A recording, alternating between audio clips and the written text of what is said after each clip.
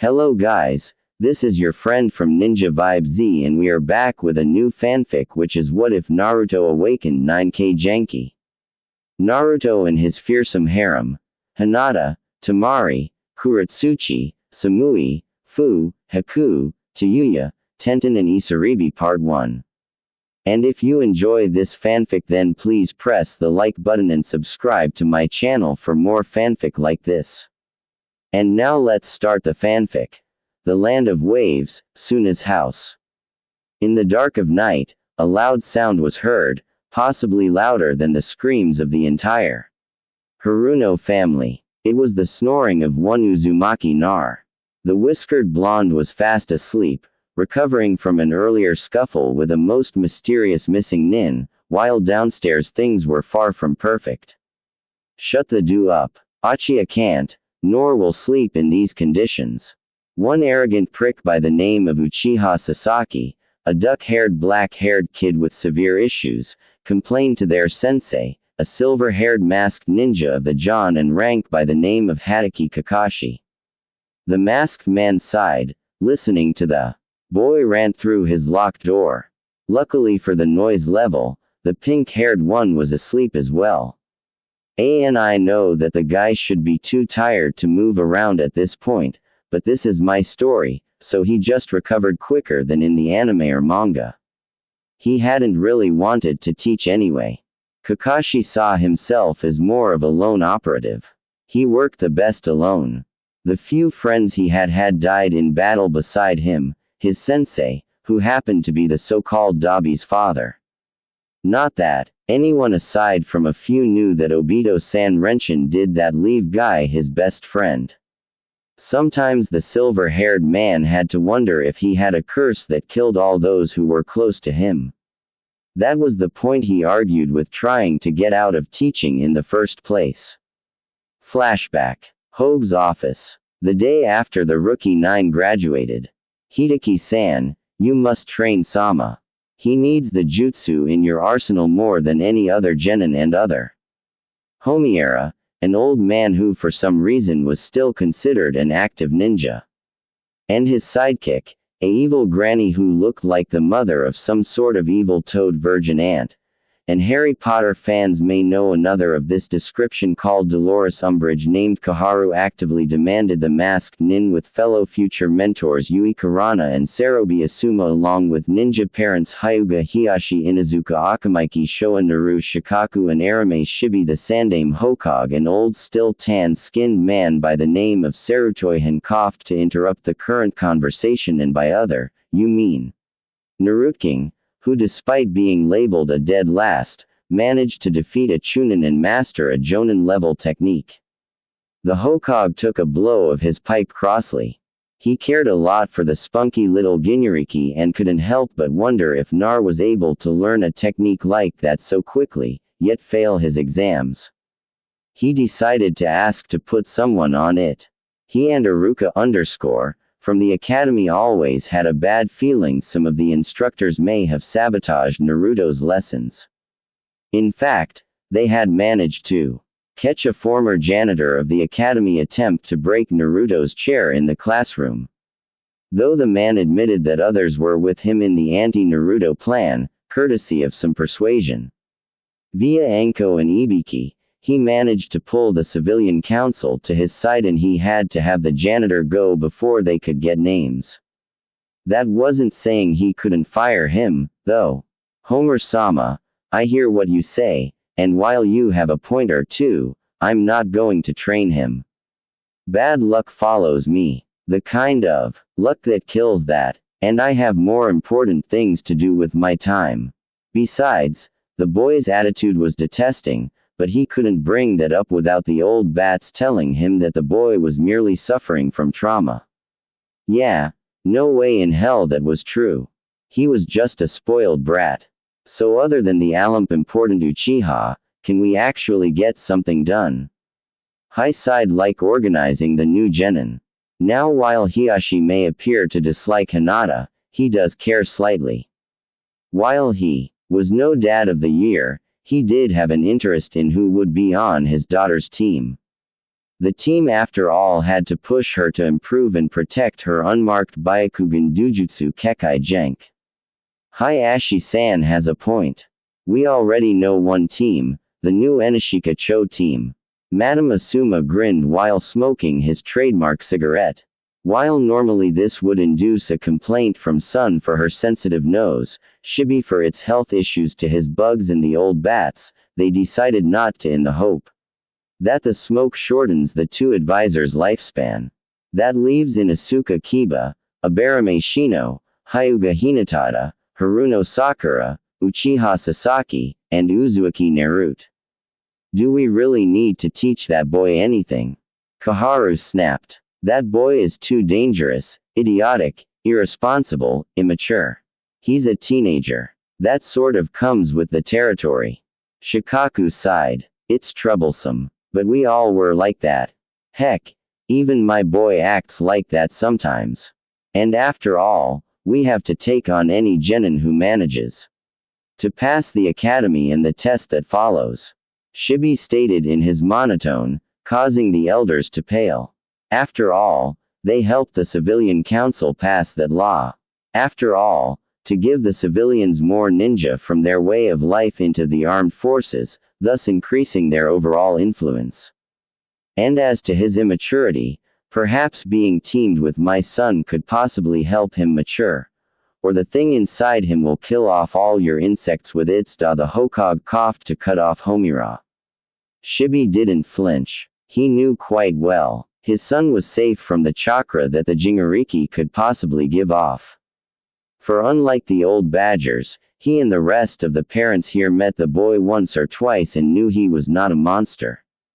Actually, I think that setup might work with my daughter Hinata on the team as well, Hiyashi mentioned, surprising everyone. Huh, Shua grunted. This is new and troublesome. What was in my water this morning? Some said to herself, going off what Shibi-san said.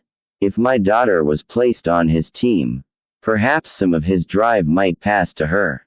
At the minimum, even the most basic of Byakugan could tell if his tenant's chakra was getting loose or influencing him. Hai let off a rare grin. The council had a betting pool for who was able to best beat or mess with the idiots on the Elder and Civilian Council each meeting. And it looks like the 3 free hot spring coupons were all his. Actually, we of the Elder Council had talked it over and we decided that Inuzuka Kiba would provide the same sort of inspiration to your daughter, Hiyashi-san. Kaharu smiled evilly. Inside, Hiyashi was cursing. Now he couldn't get those tickets without insulting Soon. Last time he did that, the Hyuga compound smelled like dog piss for a month. No one noticed that Kakashi was smirking.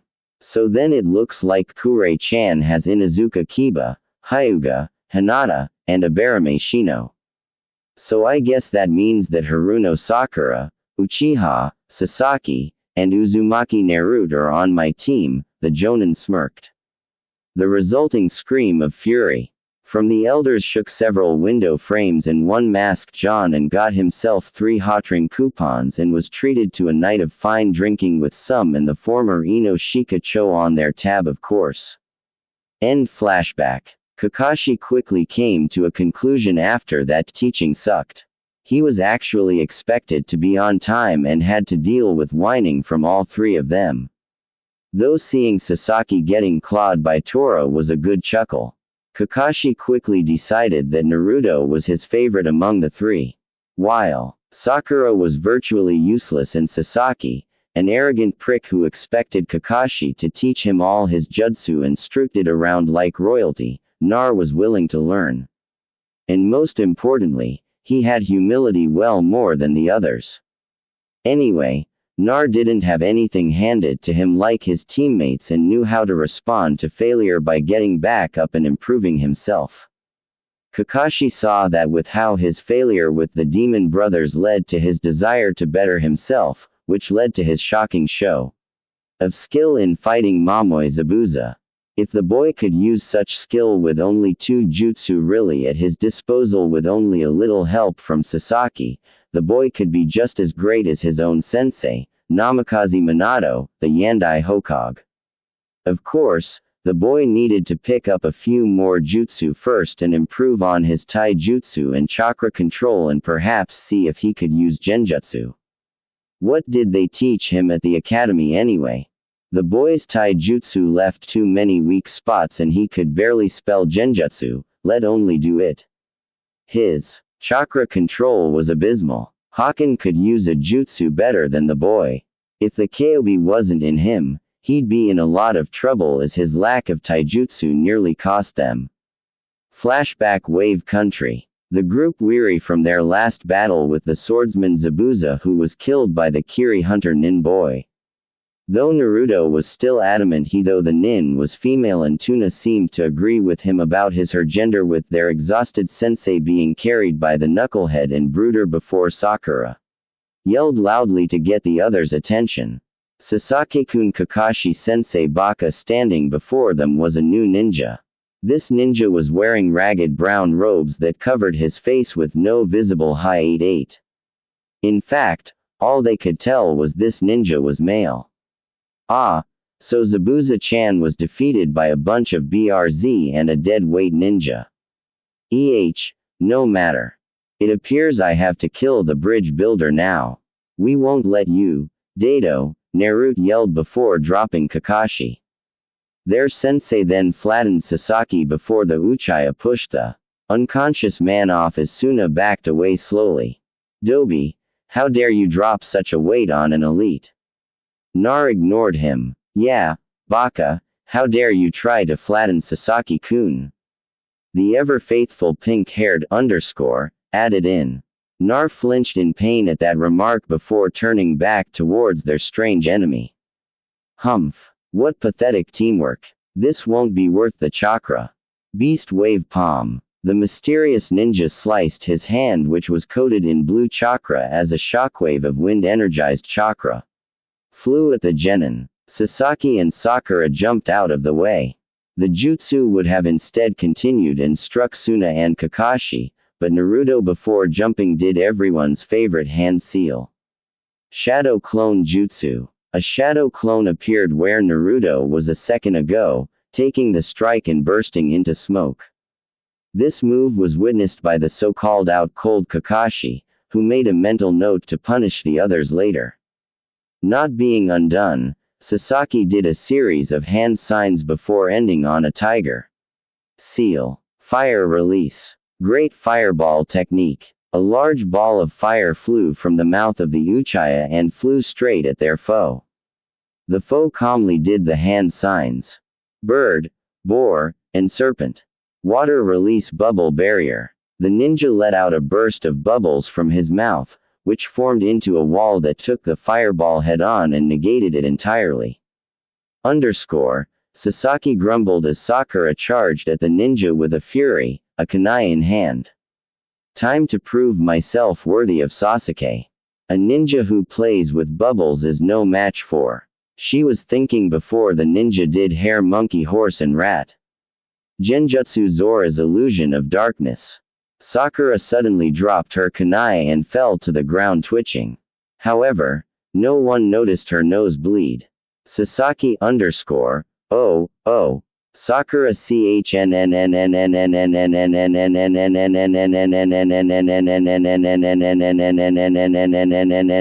said before finding himself unable to call her that before he created a series of shadow clones who charged at the Rouge Ninja. The ninja quickly put together the hand signs. Dragon and Tiger. Foolish Wind release Hurricane Gust. The ninja inhaled deeply before letting out a gust of high-powered wind that blew away about all of the shadow clones before he heard a crunch in the leaves. Turning, he saw, to his shock, 2 shadow clones coming at him from behind. Little Brad must have used those clones as a distraction. Impressive. Get out of my way, Dobi. Fire release. Great fireball technique. Out of nowhere, a huge fireball flew and consumed the shadow clones and flew at the Rouge. TME, you ruined my plan. Nar yelled, so what? As a Uchiha, my plans are naturally better. Dabi, The still immobile Kakashi was fuming now. That boy was getting trial when they got back. Actually, those shadow clones were more likely to succeed than your pathetic fireball. Water release. Gunshot. A burst of water flew from the ninja's mouth, followed by several more. The fireball was hollowed out to resemble a flaming donut before it faded as the water bullets flew into the woods. Before bursting and sending Naruto and Sasaki flying into the air. The Uchiha hit the ground as did Naruto a second later before he burst into smoke. What? Another shadow clone. The Rouge ninja gasped before he suddenly felt a kunai approach him. He barely managed to avoid the weapon as dozens more flew at him. The ninja managed to avoid being turned to Swiss cheese, but one still managed to embed itself into his right leg. Ragha! A dozen Narutos flew from the woods, all tossing more candy at their foe. Surrounding the ninja, with his injury, barely avoided getting any more before he closed his eyes and wet his lips with saliva as if to test the wind. A second later, his eyes shot open before he jumped with his good leg and flew at the Naruto, who happened to be real. Nice strategy, Genin. I'll give you credit. You're the only one here, not out cold, who should even be a ninja. But I'm afraid that things end here and now. He rapidly did snake, tiger, ox, dragon, rat, and dog before. His hand glowed gold. Hidden ceiling jutsu. Pawa Fuyo Shiru Katuki no Shan Noi. He harshly slammed his hand into Naruto's stomach, causing the boy's eyes to grow wide before he fell unconscious. The clones poofing away with shocked expressions as well. It was at this point that Kakashi managed to force himself up.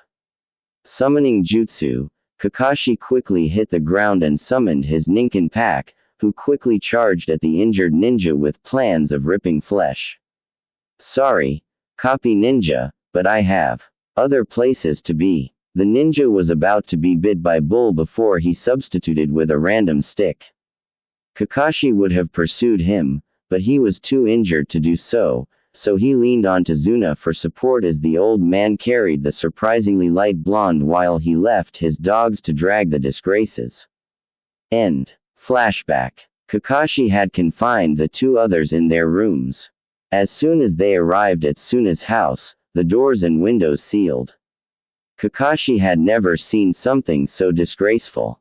Not only had both put him and their client at risk from the beastwave palm, Sasaki had actually attacked Naruto or his clones. Anyhow, that was so going on the report and straight to the Hokage. So, the old bats didn't get to intercept it. But what was that jutsu the man used on Naruto anyway? Even this master of 1000 jutsu had no clue. In the seal of the Kyobi, the great Kabi, the greatest of the Beiju or tailed beast, was in a bad mood, growling from behind her sealed cage. Of course, being sealed away in some annoying brat, your power being stolen for some two-wit idiots use can make you rather cross. But this boy, he was worse than any of the Fox's previous hosts for a simple reason. The Beiju in the beginning were genderless monsters. They were neither male nor female, but based on whom they were sealed into at first, their genders were determined. Shukaku, the Hibi, and the Yandi became male. For example, while the Nibi, and the Nambi, as well as herself, became female. Yes, the fearsome nine-tailed fox, the Kyobi no Katsum, was female. Shocking, isn't it? Hell, the only reason she would go on rampages with tidal waves, earthquakes, and mariachi music was because she was having periods. But being stuck in a boy, it was maddening. Totally different thought process for one thing. And every time he looked at a girl with a blush, the poor critter felt like a lesbian. Add to it that stupid jutsu that the boy had created, and she was almost contemplating destroying the brat once she had a chance. Fading away for a time would almost be worth it. But what puzzled the Kaleoli other than why the male she was trapped in somehow managed to be dumber than the goby after devouring a tank of wine and blood, a sight still laughed at in the Beiju 10,000-year reunion parties, was what that strange ninja used on the boy. It had done massive damage to his genetic structure, which her powers were siphoned off to heal. Damn the Yandime. Hard to believe the kitsune found the guy attractive. Or was that just for being stuck in Kusha for so long? Though, she still had a picture of the Shodai Hokage somewhere in her cell. Speaking of, for some reason, a strange scent similar to the shoddy was starting to fill her cell for odd reasons, but she could also detect a much fouler scent and others she didn't recognize. Of course, then there was the new seal that was sitting on a large column of marble right in front of her, showing a giant orange N, which under it was O of a lighter shade, and going through the middle of them, both in the background of it was something that looked sort of like her tail. There were kanji on the seals, various parts, multiple different pairs of them. She'd read them. If only foxes could read or count really, the boy must be rubbing off on her, but she was definitely sure there were less than a dozen of them for some reason. Were the scents coming from there? Forest in land of wave. Kakashi was grinning to himself. Nar was back up and running once again. The copy nin still had no idea what sort of jutsu the kid was hit with, but he was up and running again, thanks to his tenant, of course. Then of course Sasaki, who he had to free for his new brand of training or torture. Actually, for the two disgraces had to try to stab the kid with a kunai while he was brushing his teeth after a shower. Luckily it appeared Naruto was used to cold showers and Sasaki didn't have enough steam to succeed in a stealth approach. The idiot was so going to get it when they got back. Civilian council and the bats be damned. But this training should be tough enough for you. See, over the breakfast table, Kakashi had brought up a point. The hunter nin's method of killing Zabuza was off, which led to a scary possibility the maniac was still alive. So, thus the training are for Sasaki and his pet pink Pomeranian torture. Okay, today's training is tree climbing. Humph, what are we monkeys? And Uaya doesn't climb trees like some common primate, Sasaki smirked, somehow ignoring the threats from Kakashi. Yeah, that was the Baka's job. Sasuke is way too cool for it. Sakura chirped in. Nar looked sadly down on the ground. Kakashi had to restrain himself from setting the girl on fire. Too much paperwork. Actually, you will be climbing. Kakashi smirked as he jumped onto the tree and commenced to scale up its trunk backwards with only his feet without your hands. Cool. Naruto smiled. Quite. And because of your teammates' actions, Naruto, they have to do it on their own without any assistance. Summoning jutsu. The smirking Kakashi summoned his pack of Ninken dogs. Every time they fall to the ground or stay on the ground, my pals will give them a reason to get back up. The dogs almost appeared to be grinning. Hey, I am an Uchiha. How dare you train Adobe instead of me? Because you put your injured sensei and more importantly your client in danger from the Rouge Ninja's attack while Nar used his own clone to block the attack. You also attacked his clones with a fireball jutsu. Now boys, I think those two need some motivation. Kakashi snapped his fingers as the dogs barked loudly. Sakura decided to try and stand up for the two of them. Don't you even think about sending those mutts after Sasuke. My mother is on the council. She less than greater than LLS send you to the X. Gr. The tan-furred dog named Gariko made a few dog-style hand signs before a burst of pebbles from the ground flew and struck Sakura in her overly large forehead, causing her to yelp and jump into the tree's closet branch, rubbing her injured head. Bull and Pakyun then grinned. The pug and his bulldog ride. Doing hand signs. Bark. Bull stepped back before a large sonic bark of lightning flew at the refusing Sashake. Dog-style fire release. Yep.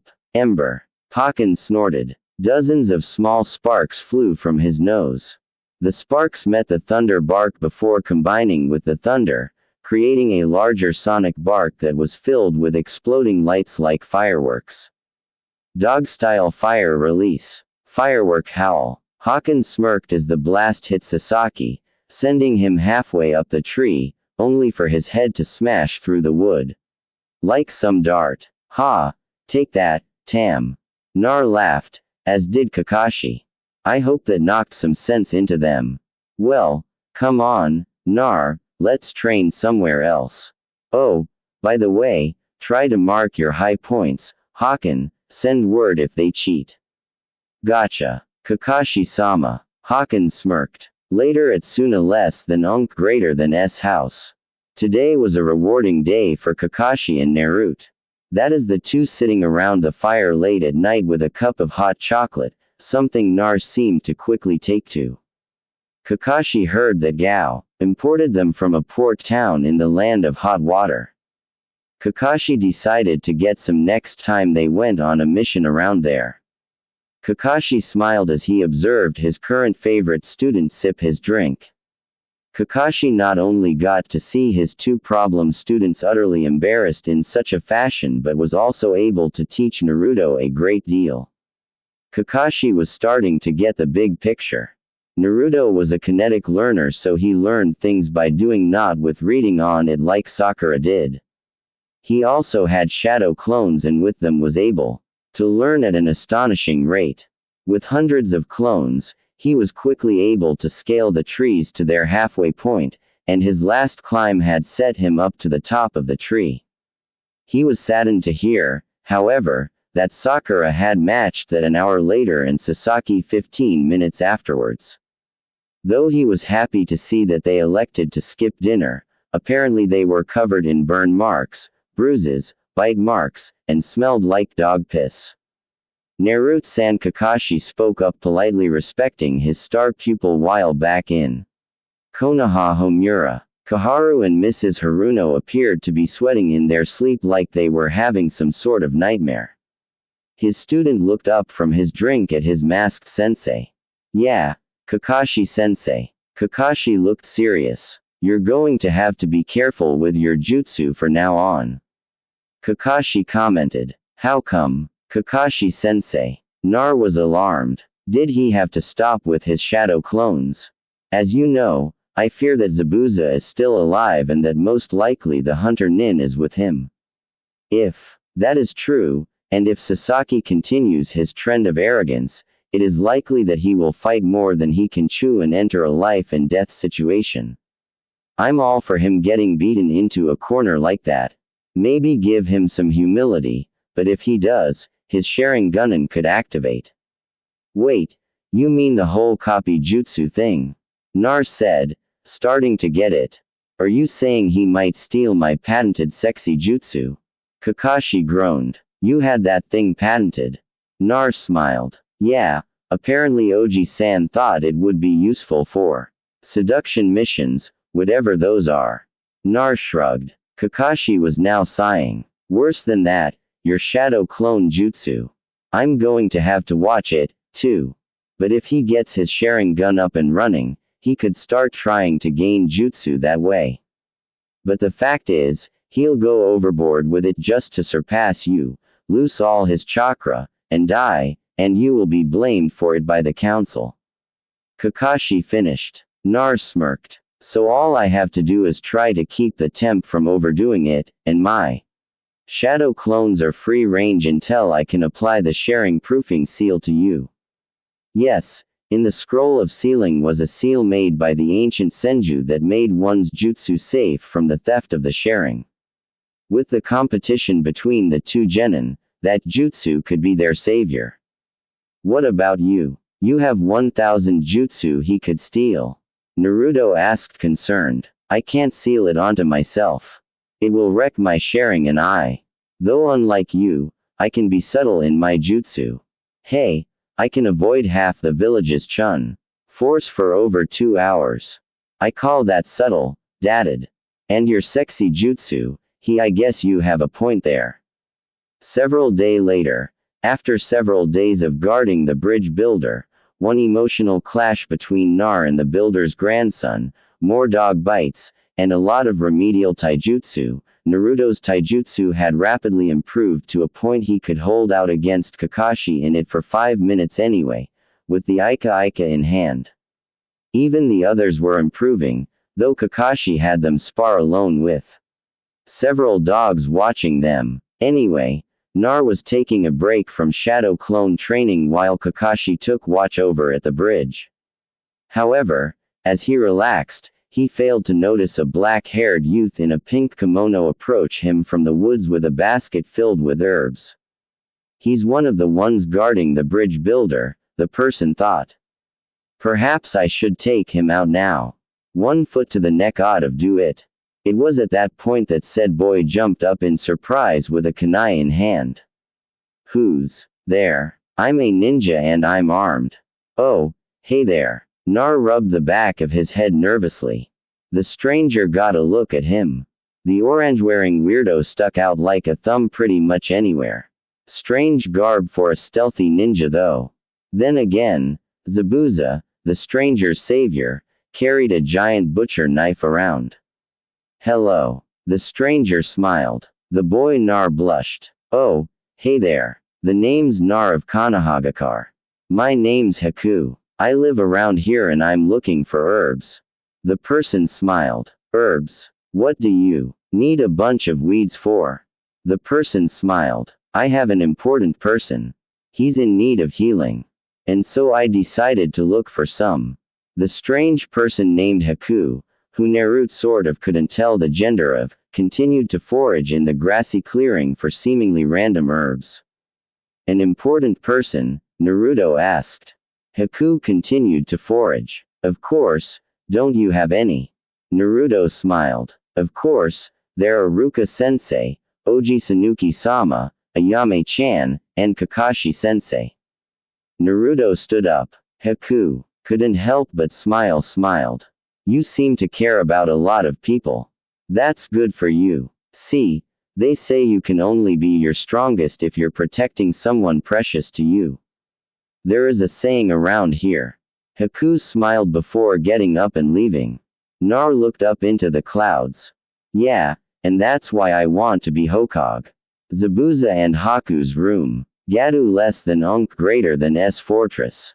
The tall, fearsome, and most horrifying of all, eyebrowless Zabuza of the 7 swordsmen of the mist rolled his shoulders with the concurring pop. His assistant, the young Haku, smiled. You're feeling better? Zabuza-sama, Haku asked. If anything could be seen under Zabuza's mask over his mouth, he might actually be smiling.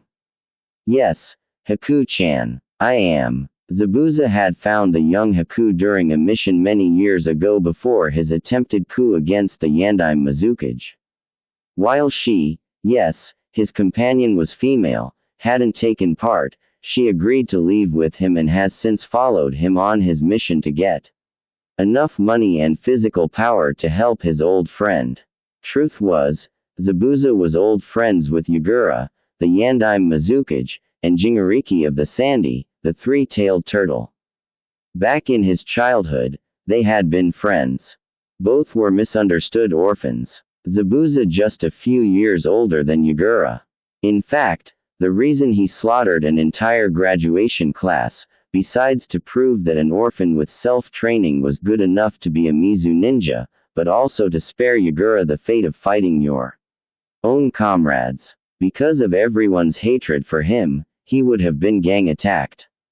And if the 3 tails was unleashed, Zabuza had also known Utakata, the Rokubi Jinchuriki. Back in the day, they had fought together once he, Utakata, and Yagura had single-handedly defeated an entire army of shinobi from the Land of Frost during the Third Shinobi World War. However, with Zabuza's help, Yagura was able to figure out how to control the Sanbi because of a forgotten Kakei Genk. His clan had a dujutsu that caused Yagura's distinct purple eyes, which enabled him to control the 3 tails. He hadn't been able to activate it and the Sanbi didn't exactly help until Zabuza managed to help him. Afterwards, Yaguru was quickly able to become the Yandime Mizukage at age 15. And Zabuza, one of the legendary swordsmen to help his friend maintain power. Then his friend began suffering from nightmares, all of which had a similar pattern, red eyes with Tamo. These dreams stirred the three tails, causing the poor Kage horrid nightmares and hallucinations. Then there was the Kiri Council. Like Konoha, the council had a civilian side, and they were petrified of Kakei Genk. This rather absurd fear resulted in a war in Mizu decades ago that they kept alive in the civilians of the Land of Water via propaganda as well as the ninja villages. That's why clans like the Yuki that Haku hailed from had to go into hiding. The last time he had seen Yagura, he had just had one of his Anbu, a man named do some spying on the civilian council with his stolen Byakugani and had made a startling discovery. They were paying a mysterious group with strange black robes covered in red clouds to influence the Mizukage with a mysterious genjutsu causing the unrest of the beast inside of him that they were able to use as a sign of insanity to keep Yagura from interfering with the bloodline purges that were devastating the local ninja. These ninja, one who had a hunched back and a strange hat, and the other with long blonde hair and an obnoxious voice, never said who they brought in, but they were definitely responsible. So, Yagura gathered out one of the top jonin in the village named Marumi, a rather attractive redhead with two Kakei Genkin himself, and devised a plan. Yagura knew that dramatic action had to be done and knowing his name would be blackened from the council's action regardless asked his old friend to stage a coup to kill the civilian council while May unsealed the three tails and released it to stop the council for getting their hands on it for their own use. However, he did leave a few requests. One, that no matter what, he protected the young Haku, who he began to see like his own daughter. She was the last of her clan, as far as he could tell, and didn't deserve what was happening here. The second was to look for his distant cousin, Yukimaru. He had heard he had vanished, picked up by the S-class son, Orochimaru of the Leaf Village, and Yagura was fearful that he could extort the young boy's power for his own use. So while Zabuza managed to kill about half the civilian council and a few corrupt members of the Shinobi Council along with some guy who sold cabbages who assaulted Yagura with them when he was a kid failed in a complete coup and fled the village with Haku. Though never finding Yukimaru, Alan May managed to unseal Yagura and set up a power struggle. Last he heard, May was close to becoming the Gondime Mizukage, but he couldn't return yet. Not until he found Yukimaru and destroyed the one who ruined his friend. Penny for your thoughts, Zabuza-san. A voice spoke up. Startled, Zabuza drew his sword as Haku drew out a dozen or soben. There standing at the door was the unknown shinobi who attacked and sealed Nar. Who are you? Zabuza demanded answer and I might not gut you. That Zabuza saying, I can't do. But I do have information you might be interested in. Zabuza would have rose an eyebrow if he had any. Yeah, get on with it. The stranger smiled. I heard about your bond with the Yandime, your friend, I believe. I have information about his controller. Care to ask? Zabuza growled. What do you know? The stranger smiled under his disguise. His controller has the sharing. His name is Uchiha Ma. Haku looked confused. Zabuza-sama, from what I read that man must be ancient. He co-founded Konohagakure no Sadto, and how can he be alive? The stranger shrugged. How does Zabuza-san lack eyebrows? Or how did Yagura Dono hold a giant turtle inside of him? Is anything truly impossible with enough work? That closed the argument. Yes, Moderate has many plans, but amongst them is the rebuilding of the Uchiha clan to serve him. However, including himself, there are 3 Uchiha left in the world, and both he and Uchiha Itachi of Akatsuki are sterile. Moa from the techniques he extends his life with, and Itachi is sterile from the sickness that's consuming him. So, That leaves only one Uchiha left in the world. Uchiha Sasaki currently guarding the bridge builder. Zabuza and Haku's eyes were wide open. So if we kill the brat, that temp will be screwed. No clan for him. Zabuza grinned evilly under his mask. The stranger stayed unmoving, or you could capture him and force Matera to come out in the open and then take him on your own. Zabuza turned towards his young ward daughter in all but law or blood. Haku-chan. Change of plans. Ignore the bridge builder. Capture the Uchiha while I occupy the copy. Nin. Haku nodded. Yes, Zabuza-sama. The stranger opened the window as if to jump out. But left with one more thing. If you see a blonde-haired kid with whisker marks, try not to kill him. You'll only regret it. Wave Country Bridge construction site sometime later. Kakashi Sidate. Here he was, stuck on a bridge, either having to work or watch the duo while they muttered darkly and glare at him. Nar was on house watching duty. The poor kid was exhausted for taking the entire watch yesterday, so Kakashi could make sure the duo had learned something without dogs persuading them. So here he was keeping tabs on Duckhead and Howler Pinky. He hoped at least they'd fall off the bridge. Of course, it had to be something else. Hey, lazy bones. You and your squirts could help, you know. Tuna grumbled. Kakashi sighed. Yes, Suna-san shadow clone jutsu. A second Kakashi appeared next to the original and was sent out to work. He smirked at his students. You two follow him. His students groaned, but seeing as though this guy could resummon the devils or dogs as they were actually, they decided to do it reluctantly while all the time planning some way to deal with the ninja dogs. Though, while engrossed in their work, or in the only lazy bum's case, his Ica mist had begun to creep across the bridge.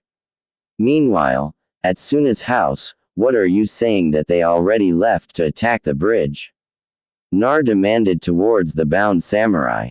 The poor blonde-haired kid, having been allowed to sleep in by Kakashi, woke up to the house being broken into by two samurai thugs hired by Gadu. Though in combination with Inari, the bridge builder's grandson, the two punks were tied up and being interrogated by Naruto and Tsunami to Zuna's daughter via a frying pan. Smack. Ow. Bye. Nar kicked the swearing mercenary in the nuts. Watch it. There's a kid here now. What was this about attacking the bridge? The other hired gun smirked. You're too late, kid. Zabuza's already there tearing apart your pathetic team and the old man. Tsunami smacked him with the frying pan. Smack, Grandpa. Inari gasped. Nar glared at the two. He can kill my teammates. World would be better without them. But Kakashi-sensei beat Zabuza once, he can do it again. He won't allow Duna-sama to die. Tsunami Sanari, you can hold these guys, right? Inari grinned evilly as he nodded. Naruto smirked. He was starting to like the kid. Meanwhile, back on the bridge. Give it up, Zabuza. Kakashi grunted as he held back the great swordsman using a kunai. Sakura with her own kana in hand was guarding Suna while shivering. Meanwhile, Sasaki had been trapped by the false hunter Nin in some sort of ice mirror. The false hunter ninja was amazing, being able to use one-handed hand signs and add to it the rare ice release Kakei Genk. And this ninja was one skilled piece of work. If they were loyal to the village, that's the type of ninja who could have become Mizukage. You won't get the bridge builder. Disturbingly, Zabuza was laughing. The laugh actually seemed to have humor behind it as it ranged out across the battlefield. He smirked. Kakashi, Kakashi, Kakashi, I'm not after the bridge builder. The Uchiha is my target now. Haku will defeat him, and I will defeat you in the pink-haired waste of air over there, and I think'll leave the old geyser. Never like that. Gaugai much anyway. One certain pink-haired waste of space was now fuming. Leave Sasaki alone. You jerk. Tell your butt buddy over there to get lost and get straight. Sakura yelled. Zabuza growled at the insult, his anger giving him leverage over Kakashi's blade. One could even see an inflated vein or anime tick-off mark on his head. Listen here, you brat. You pathetic talentless underscore. Haku is like my daughter and a better kunoichi than you ever will be. And if you call her that again, I will mount your head on my fireplace along with that jerk who damned my best friend and use it as a dartboard. To add insult to injury, he twisted his blade, knocked the canny out of Kakashi's grip, and sent the copy nin stumbling back. While not in a way to allow an easy decapitation, Zabuza instead tossed the canny at the girl who blocked it with her own kunai. But the blade began to spin in the air and thumped her in the large forehead, knocking her out with a concussion. Sass, she mumbled in her out-cold state. Zabuza growled, that type of dead weight always bit the dust in the final exams. At least Kiri was safe from that kind of ninja. He spat at the ground near Sakura. Zabuza-san, Kakashi said with odd politeness. Perhaps the thought of losing them caused the copy nin to respect the demon of the mist a bit more. As much as I would like to be free of the two imps, I would also like to keep the council for executing me for the death. Thea is the pet of the elder and civilian council whose most obnoxious member is the Pinky's mother. So I have to keep them safe. Well, no one said I had to teach them anything really. So, water release, dragon bullet technique. A water dragon rose, aided by the mist in the sea, and flew at the missing nin, who did the hand sign serpent, bore and slammed his hand to the ground. You can't win, Kakashi. Water release turtle barrier. A huge turtle, the shape of the sandy in miniature, rose up from the ground and blocked the attack, sending a cascading wall of water into the air. Now Kakashi had lost the man again thanks to the hidden mist jutsu in the air. Fire release night illumination. Kakashi did a tiger seal followed by a dog as a ring of fire flew from his hands and briefly illuminated a flash of metal. Zabuza no doubt trying the silent killing technique again.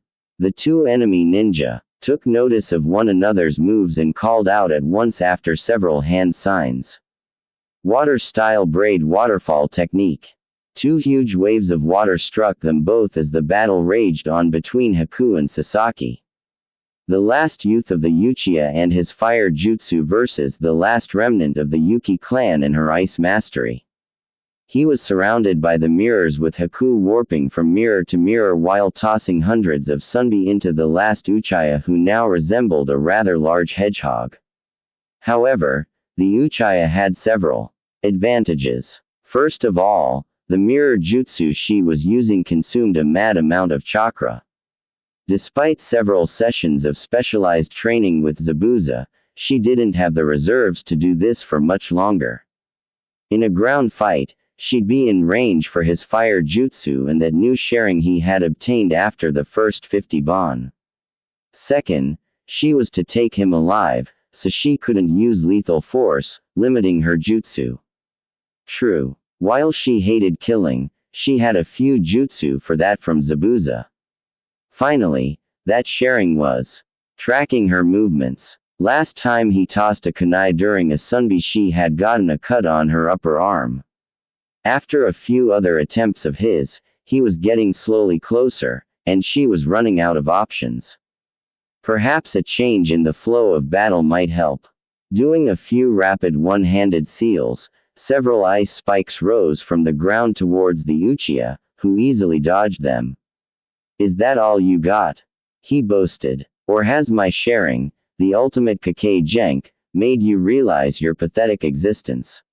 Pales to mine. Haku smirked as she had him where she wanted him as she flew from an ice mirror and sent a dozen S-bonds straight at his unguarded back. But then his damn sharing kicked in. Fool. That isn't even worth copying. Haku shook her head. He couldn't copy it anyway if he tried. Fire release. Great fireball technique. A huge fireball was blasted through the sunbon, melting them before hitting Haku, knocking her back. She rolled on the ground as the flames burned a hole through the battle robes, showing an ISO red bra underneath. Sasaki smirked. What? You're a girl. No wonder you're so weak. But I'll cut you a deal. Become one of my underscore, and help me revive my clan and I'll let you live. Haku groaned. No way in hell I'd do that. You duck, Haku said as she dissolved into water. Sasuke's eyes went wide. That was a water clone. He cursed himself for not being able to copy it before he heard creeping ice as an ice spike flew straight at him with a victorious Haku smiling under her battle mask.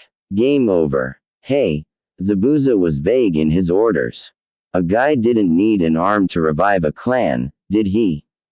He could be still used as bait, but then the orange ninja with blonde hair jumped down from above. And the hero is here, Dad Bio. It's him, Haku commented. Perhaps he'd be an actually decent employee. Shadow, Naruto began before noticing Sasake's sharing. That's it, Dabi. Give me that jutsu of yours. Sasaki smugly thought. He groaned before stopping his jutsu and taking the ice spike himself right through the stomach, only narrowly avoiding the heart and lungs. Kakashi gasped from outside the battlefield before two water dragon bullets collided once more. Zabuza also commented on the battle. Oh no, that was off for Haku. That Uchiha must have said something really bad. Have to remember to give him a little bit of torture once we have him now to take care of you, Kakashi.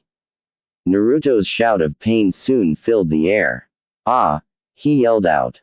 Sasaki smirked. This was the only thing that idiot was good for, a shield to protect his betters. Haku stared at him. Why would you take that attack for this stain on humanity? Haku asked, retracting the ice spike. Its fragility barely avoided granting hypothermia, but blood loss was still occurring. Nar groaned out. I said it to this girl I met and I'll say it again. I fight for my precious people. And one of them is my Oji-san. The Sandame Hokage told me as did Kakashi-sensei that no matter how much of a stuck-up your teammates may be, you can't abandon them. If I was to let Sasuke die like this, I'd be worse than him. As those who abandon their team are lower than trash.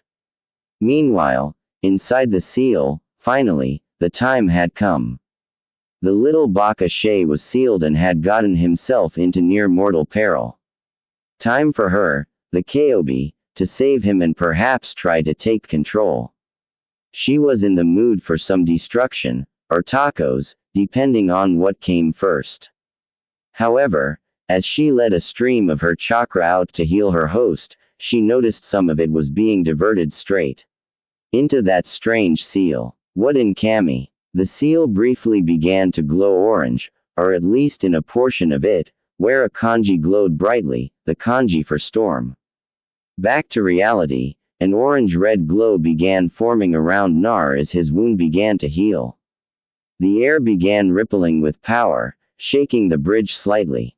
Nar then began forming tiger, dog, serpent, and dragon. Storm release. Great twister. A huge twister of wind and lightning formed from Nar before expanding and crossing the field of battle as Haku and Sasaki were pulled into its winds. What power? Haku gasped. How can the Dolby and why can't I copy it? Kakashi was wide-eyed as were Suna and Zabuza. Haku, my bridge. Kakashi was the most shocked of all. That's a Kumo Kake Jank. How is that possible? Bridge wave country. As the twister dissolved from the stone-adorned bridge, Zabuza and Kakashi found themselves knocked to the ground as were Haku, Suna, and Sasaki. Sasaki was unconscious. Suna was moaning about his back. And Kakashi and Haku were unable to move. Only Zabuza was able to push himself up. Wait, you're that girl from before.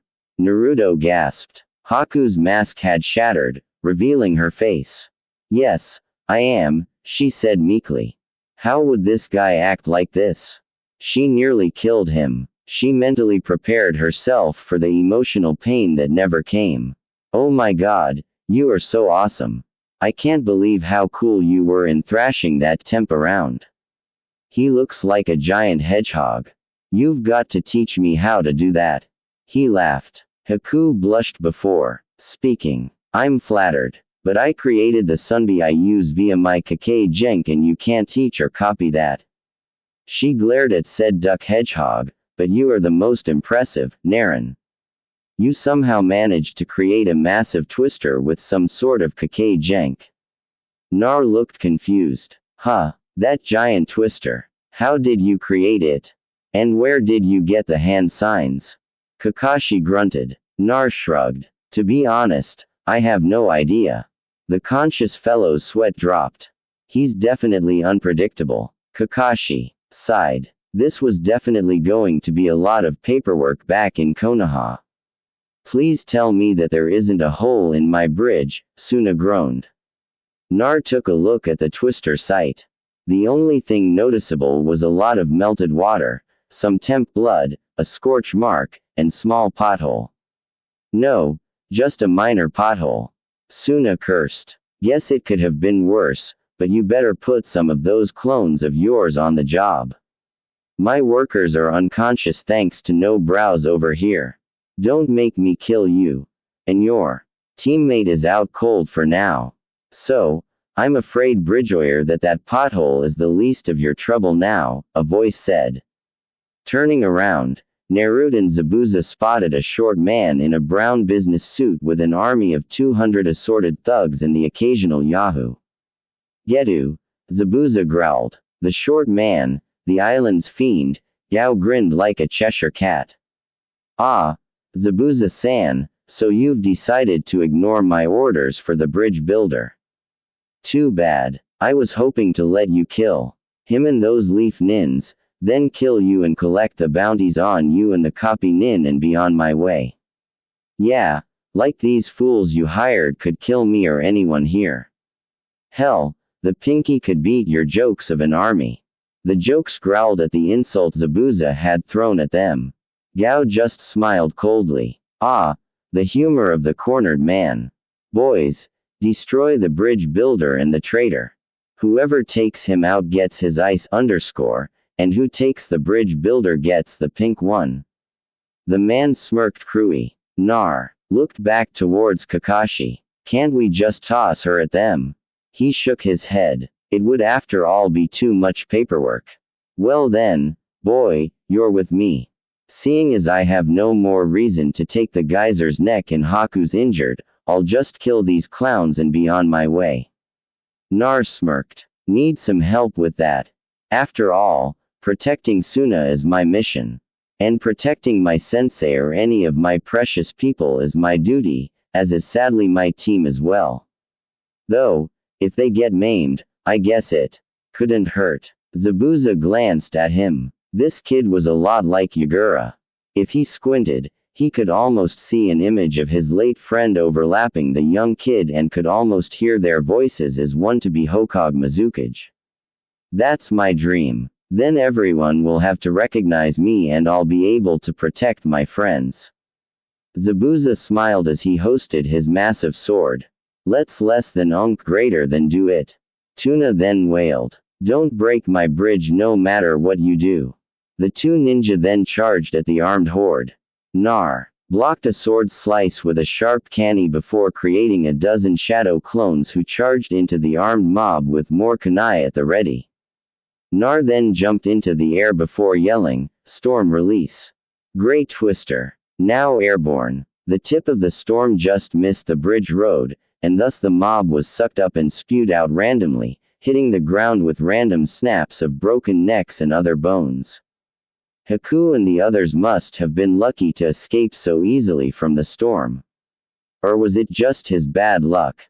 That Sasaki did. Heads up, Genin. Water release. Great waterfall technique. A giant wave formed from the accumulated water in the air as the huge wave swamped the battlefield, wiping away rogues while the shadow clones were able to avoid the attack. Kakashi sighed and Haku gave him a curious look. Is it wrong to say that Nar and your sensei over there work better as a team than my genin? Haku laughed. Wait, they're actually a team. Back to the fight. Zabuza just cleaved a few swords man clean through before he groaned. Some punk just managed to stab him with several kana in the back. Zabuza-san, a clone gasped before a rouge destroyed it. Haku gasped. Zabuza-sama. Haku cried. She was unable to protect her master. She was failing as a tool. Her important person was probably fatally injured. I'm sorry. Yugura-sama Mei-chan. Zabuza gasped for air, but I'm not going down alone. He charged blindly, ignoring more accumulating injuries as he flew straight at the slowly retreating Gadu. Zabuza, spotting him, yelled out a battle cry and tossed his blade, the great blade going straight into Gao, knocking both it and the man into the churning sea below, definitely dead. Nar, after his shadow clones and twisters had finished off the last of the men, rushed to the downed man. Zabuza-san, he gasped. The eyebrowless man looked at the boy and smiled. This boy was again starting to look like Yugura. Or was his mind playing tricks on him? Boy, bring me to Haku-chan, please. Naruto had tears in his eyes as he dragged the slowly dying man to his daughter. He lowered him next to her as Haku struggled up. Zabuza-sama. Zabuza looked at her. Please don't die. You're my special person, my reason to live, my Tucson. She cried. Zabuza raised his hand and held it to Haku's cheek. Haku-chan, I was glad to meet you. It was nice to have a family of some kind. I couldn't have stuck to Mai and Yugura-sama's plan without you. This boy, he's a lot like Yugura. He turned to the boy and Kakashi. He has a Biju in him. Doesn't he? Just like my friend, the Yandime Mizukage. Naruto and Kakashi looked alarmed. Kakashi's regular eye briefly darting towards the unconscious failures of his. So, it's a secret then. Perhaps that was better than it being known. Let me guess, it's the Kyobi. Don't answer. It's less than greater than evident on your face. Zabuza smiled under his ripped mask.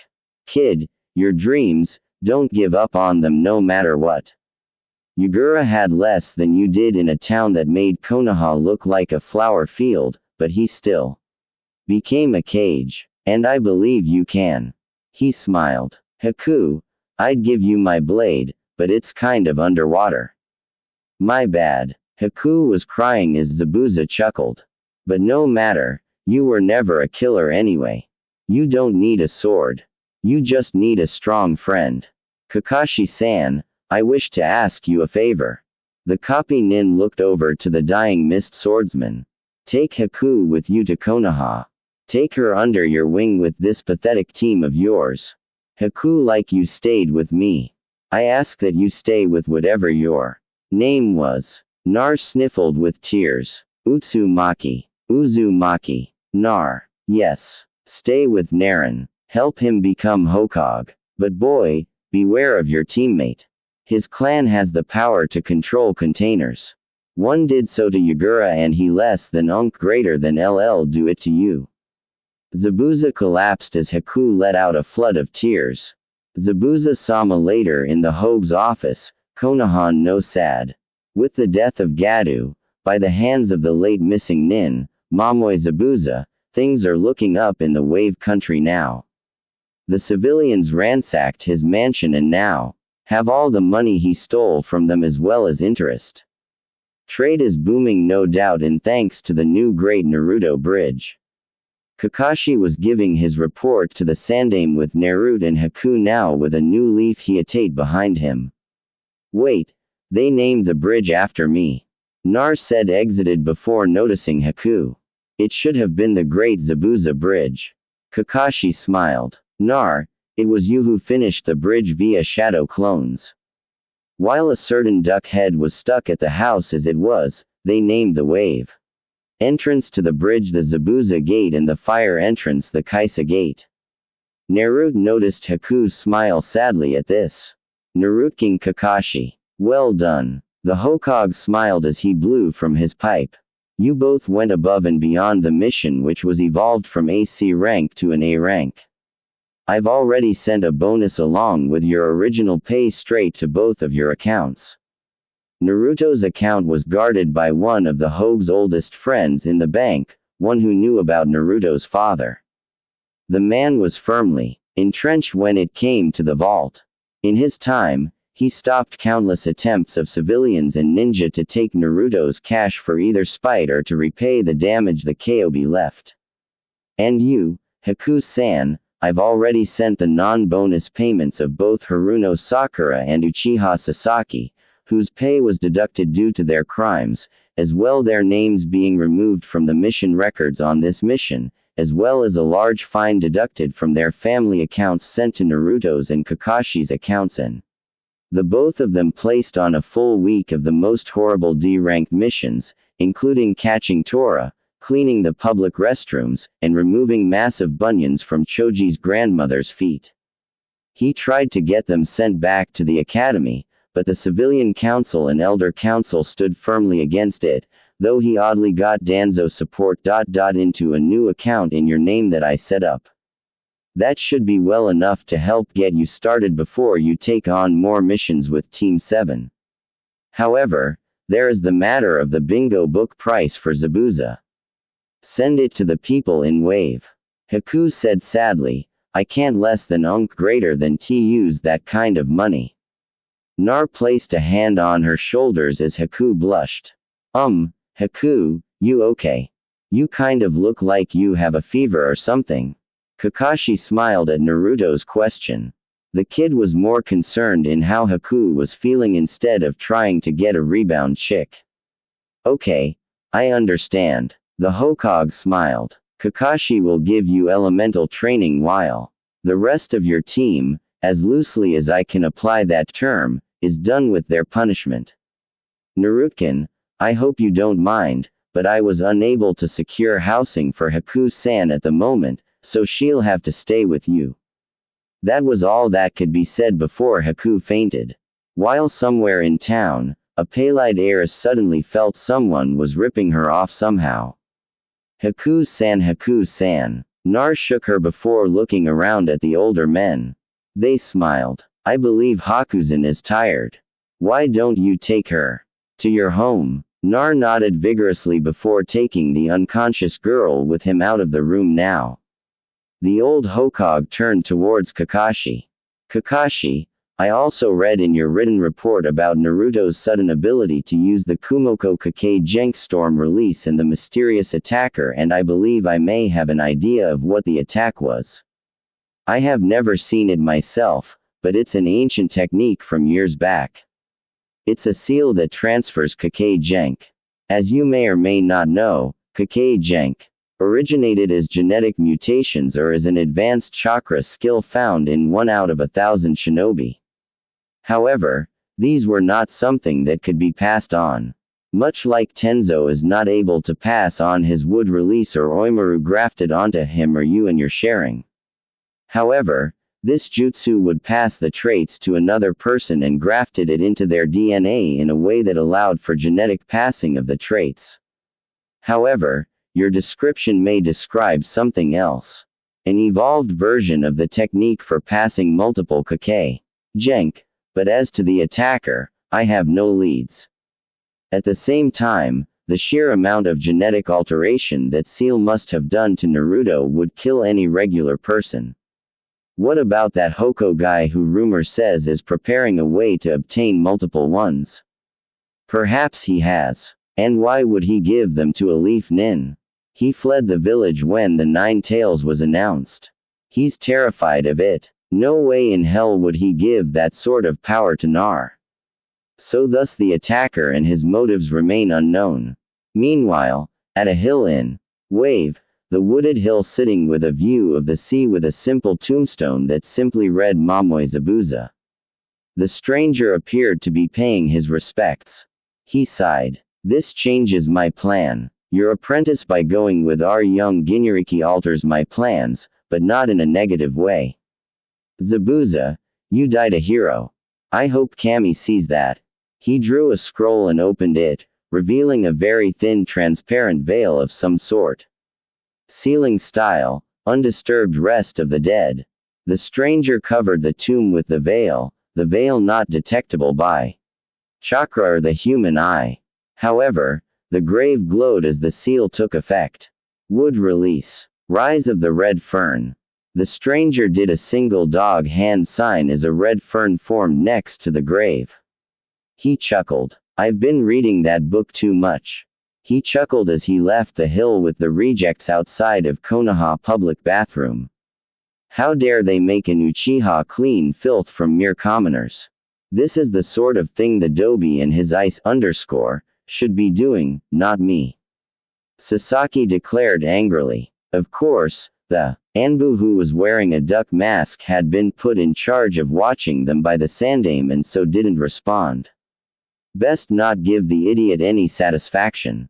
However, the two were refusing to enter the bathroom, stubbornly crossing their arms looking away.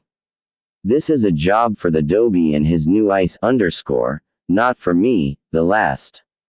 Yeah, Sasukean is better than this. They continued to rant until the bathroom's occupant Showa Akamaiki exited. As he spotted the two troublemakers, he got an evil grin on his face. Ah, the two. Jen and I am Iha idiot. My mother's on the civilian council, so don't you dare treat me like that unless you want your F. The duck Ambu quickly sealed their mouths shut with his hands. The Ambu were the cage's self-selected special operations units. They did their operations covertly and silently and helped maintain order in the village. Because their missions were covert, they were not on record for either ninja or civilian. Recently, the Sandame had begun renovating the Yandaim's house on the edge of the village. Only accessible from a hidden space-time warp point in the Hokage office, unless you had the key, of course. This house was originally supposed to be given to Naruto once he became a Chunin as well as his heritage. By then, the Sandame had hoped that the young boy would be strong enough for the resulting assassination attempts. This would also help curb down anti-Narutoism. However, two things had changed. The first of them was his new rivalry with Sasaki. Once this became knowledge amongst the populace, there was no doubt that attacks against Nar would increase beyond the basic food price overcharging and possible lesson sabotage. While he knew of a few Ambu who already were outspoken against Nar, the Sandame didn't want to risk one of the boy's guards going turncoat and aiding attackers. The second was the appearance of Haku. Nar, while no Casanova, still had to share a single-bedroom apartment, so a several-bedroom house might be more preferable. However, another of the more covert missions of the Anbu was to prevent anyone calling an Akamaiki some sort of derogatory remark. Past experience has long taught the dangers of insulting people who could grow to the size of hills. Yes, Akamaiki-sama, the large man grinned. Getting those two trapped on this duty may have earned Danzo the hot spring tickets, but this would be worth a paid night of dining for him, his wife, and their son on their friends' tabs, of course. As he thought this, Anoichi found himself suddenly shivering, and Shikaku suddenly felt glad to be on an A- rank mission. Yes, it is quite convenient for you. See, I just got done sampling a delicious meal at Gasiniori, a newery on the west side of town with a fine fiber and bean casserole, and well, green mist suddenly began creeping from under the bathroom door. The two idiots then began to try and squirm away from their duty doom. Quickly, the ambush shoved them into the bathroom, sealed the door, and held the door back as the children began to desperately pound away.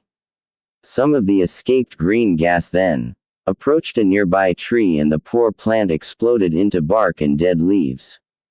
Showa chuckled and hummed merrily as he imagined the buffet awaiting him as Duck whistled for backup. A snail masked anew jumped down from a nearby building to his call. Duck, what's the problem? I need you to hold these poor gen in here for a while. I have just received word of a food item at a newery that may be a danger towards humanity. Let me out of here. This isn't even fit for Adobe. Sasaki yelled from inside the bathroom. And now the pink-haired fangirl just collapsed. Meanwhile, with the so-called Dabi, Kakashi, Kaku, and Naruto found themselves at a lake on the outskirts of the Hidden Leaf village preparing for a lesson while the others were out of the way. Okay team, today we are going to practice some water release techniques. Kakashi smiled. Nar raised his hand. Yes, Nar. Wait. Kakashi-sensei. Since when did I get water release? Kakashi smiled. It came with your storm release. Nar Kake Jenk such as storm and ice. Release come from the genetic combination of two or more elements. For example, storm is a mixture of lightning and water release, while ice is a mixture of wind and water release. Now I'm focusing on water release because that is a release we know both of you can use. Haku and Naruto nodded. Zabuza-sama already taught me how to create a water clone. Kakashi-sensei. Haku brought up. Kakashi smiled. True, but because Naruto's shadow clones already fill that niche, I believe that we should try to get something else in. Before they get back, Nar suddenly looked like he recalled something. Started fiddling with hand signs slowly. Perhaps we should start with the water prison. I think that Nar could pull that off nicely with his shadow clones. Or perhaps we should. Nar ended on a bird hand sign. Hope this works. Water release. Great waterfall technique. No, Nar. Kakashi yelled before all three of them were engulfed in a huge tidal wave, gulping for air. Both Haku and Kakashi quickly got back on the surface of the water and obtained balance. But as Naruto rose, he just kept blubbering around. Or perhaps Naruto-sama should focus on water walking first. Haku commented at his blubbering form with a blush. Kakashi frowned. True enough, but I don't know if I should be impressed with him for somehow picking up that technique on his own or somewhat annoyed. The last day before Sasaki and Sakura of freedom after 6 days of trial, error, near drowning in an angry Mrs. Haruno and the two bats demanding the lesson ceased. With the foreign kunoichi and the dead last and instead focus on the Uchiha and his pink cheerleader of horror, once free from the poison ward at the hospital. They were getting shown the great waterfall jutsu. Now standing on the surface of the lake was Naruto, clad in an orange pair of swimsuit trunks against Haku, who was in a bluish-white one-piece swimsuit with Kakashi standing on the lake shore. Now that Naruto had finally gotten water walking down, it was time to test how far they had come. Haku was to become a member of Team 7 for the time being, and Kakashi needed to make sure the both of them were ready to go out for any more missions like Wave. Now that both had seals on them, administered by Kakashi himself, to block the sharing, their moves were free to go. Let's less than greater than see how good you are, Naruto Haku smiled. Nar sighed. It was either this or Sama. Nar began to do several rapid hand signs for lightning release, thunderball. A ball of static electricity formed in Naruto's hand. Before he tossed it at Haku overhanded. The ball struck her head on before she dissolved into water. A water clone, Nar said, surprised. It was then that he noticed the water below him to begin to rapidly bubble. Water release. Explosion. An explosion of air flew from below Nar, sending him flying into the air as Haku burst to the surface, giggling. Naruto's eyebrow rose slightly before doing his favorite hand sign. Shadow Clone Jutsu. A dozen shadow clones formed from above and all created thunderballs before tossing them straight at Haku. Ice release. Protective ice dome. A dome of ice formed around Haku, blocking the shadow clones' attacks. Flying from the dome came dozens of ice spikes that quickly pierced the attacking clones, leaving only the original. Not bad. Storm release. Great twister. A huge twister formed on the lake surface, spinning straight towards Haku, destroying her ice dome. But the girl was nowhere to be found. Wait, where did you go? Nar was looking around, confused. Water release. Explosion. Nar was sent flying into the air once again before exploding into smoke. Haku gasped. A shadow clone. Water release. Great waterfall technique. A surge of water crossed the wave surface, swamping Haku and sending her flying to the shore. Apparently, Naruto had created an extra shadow clone and used him as a distraction as he prepared the destructive jutsu. Haku then found herself panting on the lake shore with Naru lounging beside her. Not bad, Haku-chan. Not bad at all, Naruto smiled. The girl smiled. It took him long enough to call her that. Not bad. Yourself, Naruto-kun. Kakashi smiled as he shimmered over towards them. Fine spar today and tomorrow we begin our first mission as a united team again.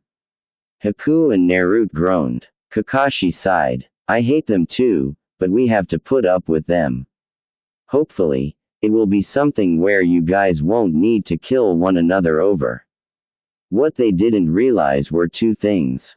First of all, they were being watched from on top of a cliff nearby via the white-eyed Alseeing. Byakugan by none other than Naruto less than greater than, admirer stalker the blue-haired blue-eyed Hinata Hyuga. She had a smile on her face after watching the two fight. Amazing Naruto_, those jutsu were incredible. I hope I can pull off something just as amazing. She poked her fingers together. She would match Naruto's skill one day and then earn his heart. Though this new girl could be trouble for that plan.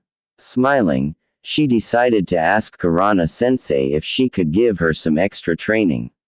Tomorrow. The other was the mission itself they would get.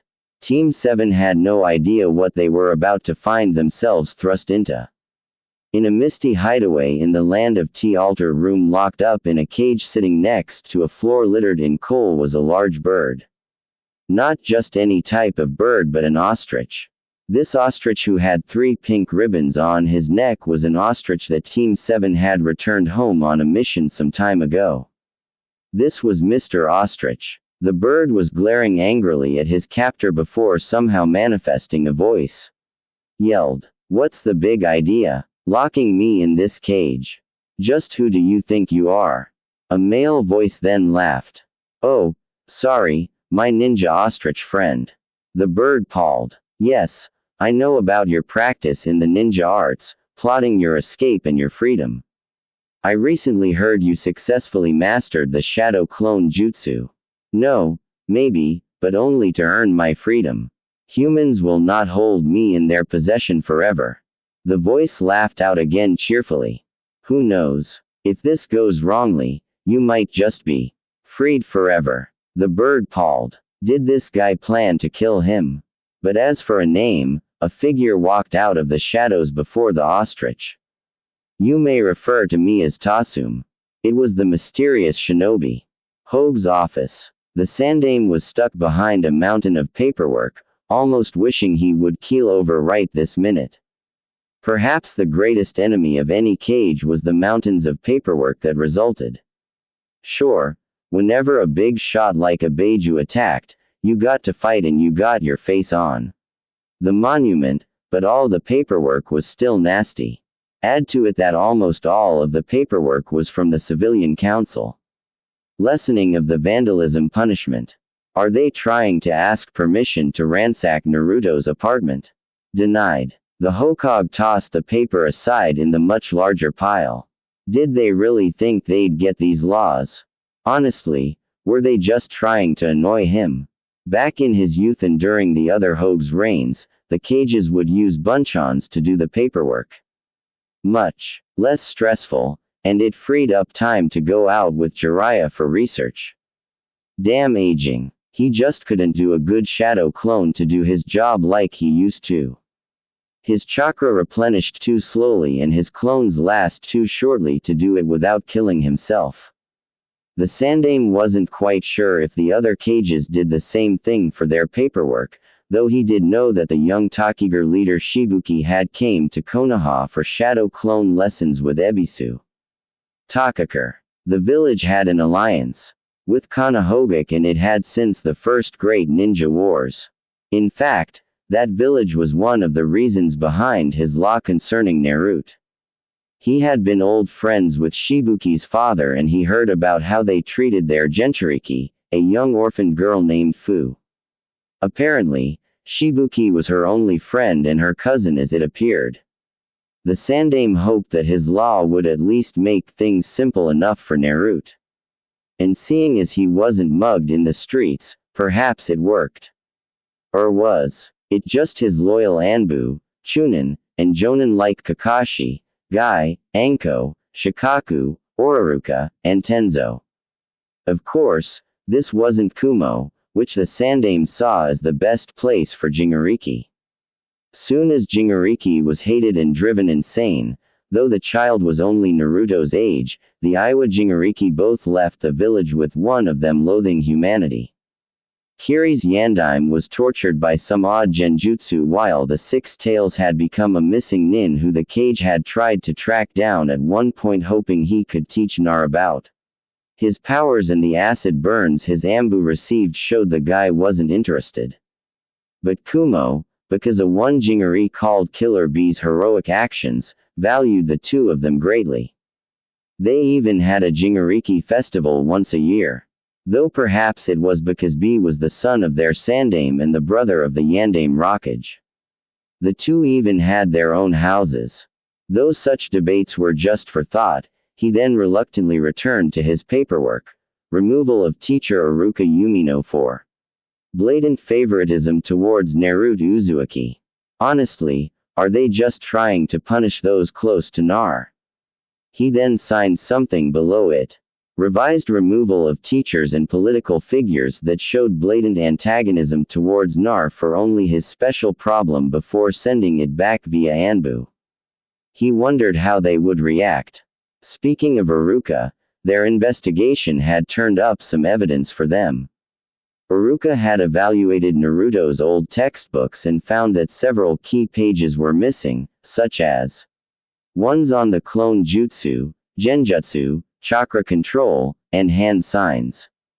They also appeared removed by a low-level water jutsu scalpel, something taught by medical nin, which Naruto certainly was not, nor any academy student before him. But the principal of the academy was trained as a medical nin. This man was currently held in interrogation with Anko, who had found a new torture involving rope, a sharp-clawed obese feline, and that recently banned dish from the new Uri, that fiber bean casserole. Serbi didn't want to think about it, but hopefully Nar would receive the justice he deserved for all of his harsh treatment. Perhaps by the time he returned from his C-rank mission with Team 7 to find a stolen ostrich of all things out in T-Country. But just as he finished denying a request for the right for civilians to bear guns in Konoha and the use of them to protect their properties, probably some other harebrained scheme to harm Nar, a loud scream was let out from a nearby room. Here, how dare you threaten just teachers and the entire civilian Elder Council. That D-boy is addling your mind. Kaharu yelled at him. He chuckled. This was actually kind of fun. And they were wrong. Danzo was actually on his side these days. Perhaps bringing a rare mistress of the Ice Kakei Genk or perhaps gaining one himself swayed his old rival. He smiled before sending his Anbu to remove her. Land of T rode before.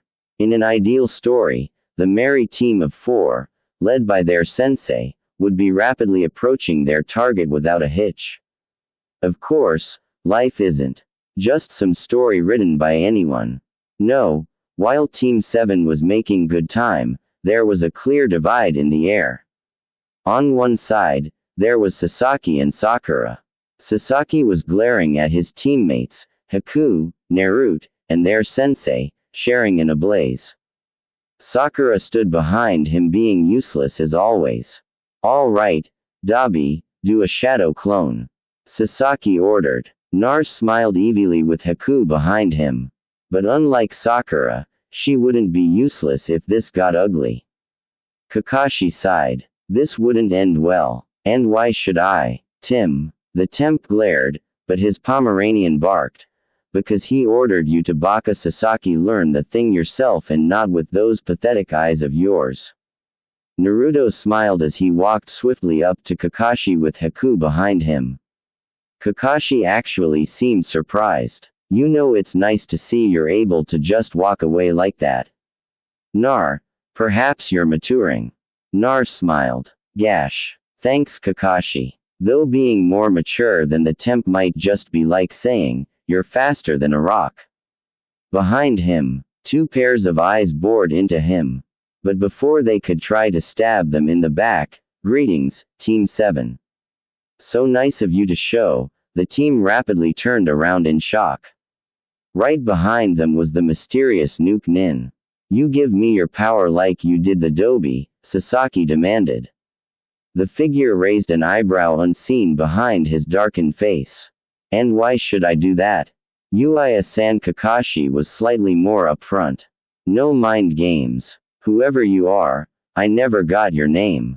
You may call me Tasium. Tasum, what game is it you're playing anyway? Attacking Leaf Nin, pretending to be on Gao's side. Wait, you, Haku said, surprised. All heads turned to her. Haku-chan, you know this guy? Naruto asked, confused. She nodded. Yes, this man talked to Zabuza-sama and me before we went to the bridge. Something about Zabuza-sama's past. Haku seemed to be glaring at Sasaki as she said this. Taon, was what you said true? I must know. Toon stood unwavering. It is true. Yaguru was ruined by one of his kind. He glared at Sasaki. But that's not why I'm here. You can just call that confirmation of a tidbit. You kidnapped an ostrich. Dare I ask why? Kakashi questioned. Tan laughed. Now, I could explain my complicated plan, but your genin just don't have the attention span.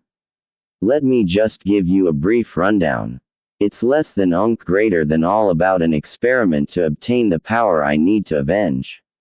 Well, actually, why am I talking when I should be blasting? Beast wave palm. A wave palm of air was sent flying at the group with a large explosion ensuring shadow clone jutsu. The explosion, the smoke it gave off gained a new tint from the obvious use of a shadow clone shield.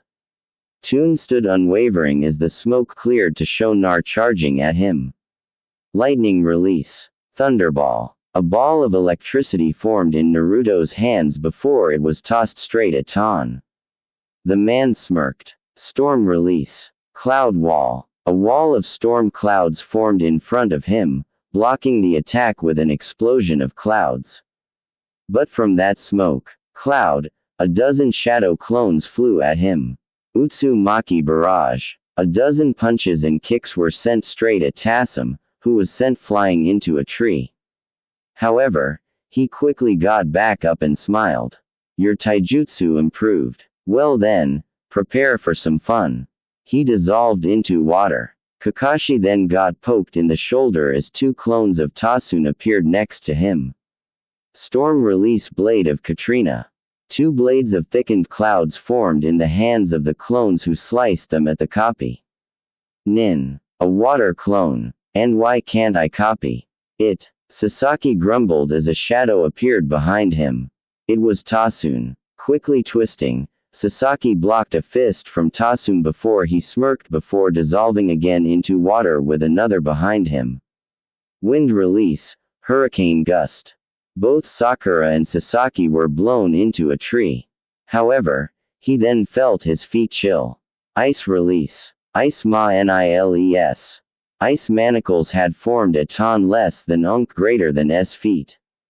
Haku smirked. Ice release. Ice spike. Spikes of ice flew and pierced Tan less than greater than S chest before he became a wooden log. It was a substitution. What? Not again. Nar groaned. This guy was slippery. Kakashi, who had just taken out the water clones with a swiping Chidori, turned towards Haku and Nar. Fighting this guy isn't going to be easy. You two need to find that oversized pigeon he has here so we can get the hell out of here. Nar was shocked. But you less than greater than LL be overwhelmed by this guy. Beast Wave Palm. A wave palm flew and struck near them, destroying the last few shadow clones near them. Haku nodded. Narokan. We can't less than greater than T wait. Kakashi-sensei is right. We need to complete our mission. Naruto sighed before the two of them jumped into the trees.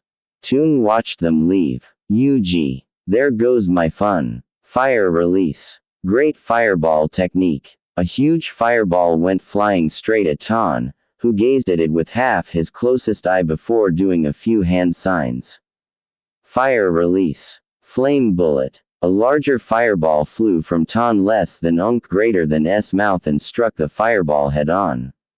It extinguished them both. Toon then commented, "Wow, you actually have a rather impressive fireball, or it was a fluke." Sasaki was angry now and thus charged straight at him. With taijutsu, Tan blocked his fists before tripping Sasaki with his leg, sending the boy to the ground. Storm release Blade of Katrina. A blade of clouds formed and was lowered straight at Sasaki before from out of nowhere, a great fireball flew into him and sent him flying. Kakashi had saved the last Uchiha. Again, too much paperwork if he died. However, Tasun dissolved into water again. This guy can't be human with all this chakra.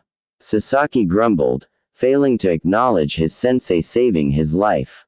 Tasun, now in the apple tree above him, quickly did a jutsu. Wind release drill air bullet. A burst of air like his other bullets flew straight at the genin. Joning an out cold lump of a pinky.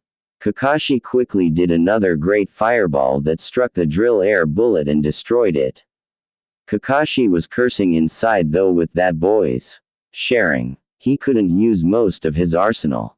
However, Tasun seemed to ignore the Sharingan for some reason. A reason Sasaki demanded answers for. Why can't I copy your jutsu? Tasun chuckled. It's less than greater than simple, really. I know how to cancel the sharing less than greater than S effect on me. It's really quite simple. How dare you? The Sharingan is the ultimate Kakei Genk. Ninja art. Apple. Shurikan. The apples on the tree Tun was hiding in flew at Sasaki before splitting into pieces and impacting into his forehead rapidly, knocking him unconscious. I believe a Notwise man once said, "Flutter like a butterfly, sting like a bee." No, this is buzzing like a bee, striking like a butterfly. Kakashi saw it now. Tan had massive chakra stores and used massive jutsu to wear his opponent out before taking them out with lower-leveled ones like the apple shurikens. And it was working. Sasaki was panting and he was running on maybe 25%. This guy could make some mean water clones. He sighed before taking a gamble. Focusing lightning formed in and around his hand with bird calls shortly behind. It was the Chidori. He was too exhausted for his lightning cutter, so this would have to do.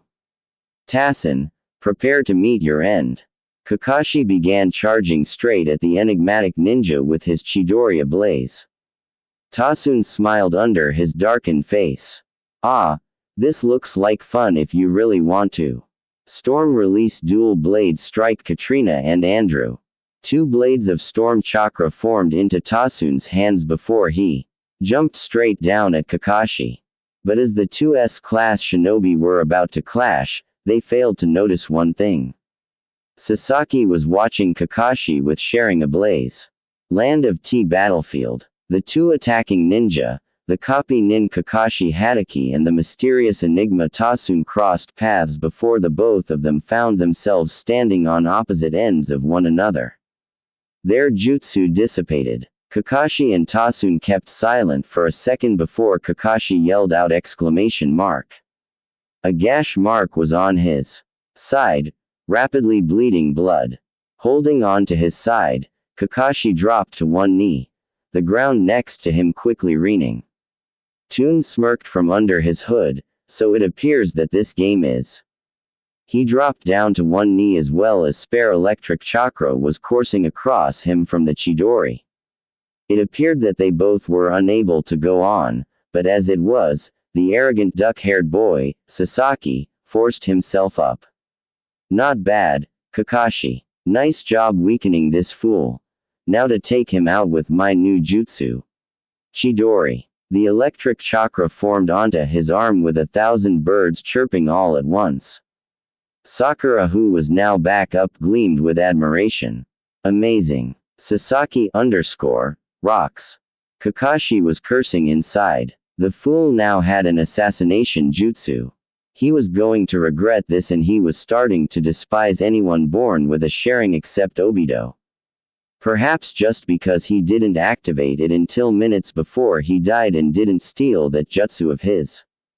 Tasun was wide-eyed under his cloak. Of course, the fool had to slip up, and the Uchiha now had a deadly jutsu. This was just going to complicate his plans. Chidori. Sasaki charged at Tan before Sasaki twitched as a second later that Chidori flicked away. Sasaki then collapsed. Toon breathed in relief. The fool was out of chakra now. Kakashi was mildly worried about the paperwork this would require, and Sakura was fuming. Though it was then that he caught the faint sound of breathing as Sasaki forced his head up with the sharing flickering. Sasaki you'll pay. Sakura drew a kunai and lunged at Tassen, who did a quick few hand signs. Would release poison ivy sap wall. A wall of sappy plants, to be more specific, poison ivy, rose from the ground and caught the annoying pink bug. She yelled, "Get me off! Get me off! Get me! OF!" A rock near them shattered from the intense volume. Tasun chuckled and Kakashi was shocked. How did this guy get wood release? And does that mean Naruto does as well? Toon forced himself back up, having a brief spasm due to the Chidori before reactivating his storm blade, and approached the prone form of Sasaki. Now you have to die. And then I hope those two don't damage the fortress. It's a rental. But before he could kill the child, a water jutsu flew straight at him, which he barely dodged due to his injury. The ground was now covered in sticky fluid. Water release syrup capture field. It was a team of Konoha shinobi, Kotu, Azumo, and Hayate Gecko, along with a fourth medical ninja he never got the name of before. Kakashi cursed to himself. He was too injured to speak. But now two Chunin and a Tobakujin were about to potentially give the Uchi more jutsu. Kakashi wouldn't feel worse if Guy beat him in a hairdo contest. You've asked for it. Wind release drilling air bullet inside the fortress. We now find the two decent genin of Team 7, Nar and Haku, in a dark hallway. The two were looking around as if expecting problems, and they were strange. No traps. Nar mumbled absently before Haku's side. Nar had to be so cute and dense. Can't one be without the other? Please don't jinx it. Haku sighed behind him before she felt her foot sink. Of course, she had to set a trap as the floor suddenly rose up dramatically straight towards the ceiling. Haku! Nar yelled quickly. Haku jumped off the quickly rising floor seconds before it pounded into the ceiling. However, she fell straight onto Nar. He yelped in surprise as Haku suddenly was crushing him. Worse yet, he was getting a face full of Haku's. Well, at least they were only B-Kup-ups. He wouldn't suffocate. Haku looked down at him in surprise. Narutkin, sorry, I didn't mean to. She mumbled with a blush. She got off him as he scrambled back and blocked his face. Don't hurt me, Haku sighed. She wasn't surprised. The only females he really knew before her to any extent were Ayame and Sakura. While Yame probably never gave him any reasons to cower like that, Sakura Nar, you know, I'm not mad. It was an accident. Mentally, she added that she would like to do it again, perhaps farther, but maybe after he was a year or two older and they were tuning. Oh, sorry. He chuckled as he slowly unshielded himself. With a blush, he tried to end the awkward moment. Well, You have nicer than Sakura does. Haku chuckled. Naruto probably has better than Pinky does. And the cat was male. With that, the two continued on their way to find Mr. Ostrich. Back to the fight. Storm release. Duel blade strike Katrina and Andrew. Dance of the crescent moon. With a cough, the two sword-based attacks collided as Tasun was sent rolling back. The coughing special Jonin landed next to his panting Chunin teammates panting. Taon was running low on chakra. What even someone like him would be a little tired after fighting an A- rank Jonin. 3 good genin. Sadly, arrogance didn't take Sasuke's skill away. One of which was a Genshiriki. 1 useless one. 2 Chunin and a special Jonin with a major injury. Unscathed. Not bad, guys. This was entertaining. I'm afraid, however, that I must depart now. He used the body flicker technique. Wishing he had swift release. The 2 Chunin turned towards Kakashi. Who was that guy? Their medic Nin healed Kakashi so he could speak, and with a cough deeper than Hayate's. I mean, that guy used storm and even would release. That shouldn't be possible. His name is Tasun. I have no idea who he is or what he's doing. I can't help but wonder, though. He dropped to the ground in exhaustion despite the medical Nin chakra. Is he working with Orochimaru? That did make sense. Orochimaru was the one to graft. Would release into Tenzo. So, it wasn't a far stretch. But his concern now was Sasaki and whatever jutsu he got from the battle. Back inside the rented fortress altar. Well, this is creepy, Naruto commented with a pale Haku, nodding in agreement. The castle room they had entered was the basic idea of an evil scientist's lab. There was even a welcome mat saying, "Lab Sweet Lab" that they were standing on, and a creepy face on the wall grinning like the Cheshire Cat. Oddly, it resembled Naruto's nightcap. Okay, this guy's either an insane scientist or he has a sense of humor. Haku commented softly. Nar then noticed the cage with Mr. Ostrich inside it. "Oh, it's you," a voice said. Nar jumped in fright. Where did the voice come from? It was then the voice spoke up again. It was Mr. Ostrich. "So, the humans have come for me. How quaint. Now, let me out of this cage." Haku gazed at Naruto in a confused manner. They never said he could talk. He shrugged. Well, he never did talk. Before. Haku, who had been gazing around the room, suddenly stopped dead in her tracks. Nar, those are summoning contracts.